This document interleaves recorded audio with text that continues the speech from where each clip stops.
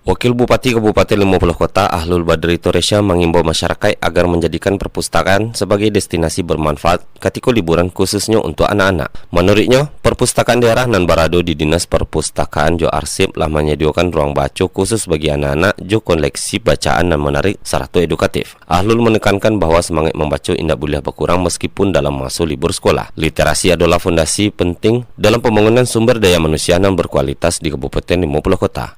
Masyarakat tentunya dapat mengakses fasilitas perpustakaan sebagai bagian dari kebiasaan belajar sepanjang hayat. Wakil Bupati turut mendorong orang tua berperan aktif dalam membiasakan anak-anak mengunjungi perpustakaan. Untuk menjadi anggota perpustakaan, masyarakat hanya perlu membawa ponsel, memindai kode QR dan Tasidio, jo mengisi formulir pendaftaran. Mumpung hari libur, mari bawa anak-anak kita ke sini. Insya Allah di sini ada ruang khusus bagi anak-anak mau menikmati bacaannya. Literasi nggak boleh berkurang. Walaupun liburan, semangat membacanya jangan sampai berkurang. Kenapa? Ini kita belajar nih sama Bapak Datuk ini. Beliau Kepala Dinas Perpustakaan dan Arsip. Mungkin karena beliau rajin membaca juga, akhirnya beliau S2-nya di luar negeri. Master of Law-nya itu di Belanda. Betul Pak Datuk ya? Nah, mudah-mudahan 50 kota karena literasinya bagus.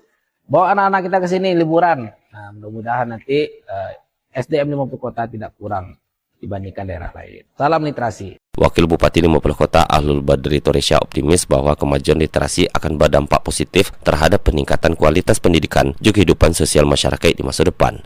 Irsyad melaporkan.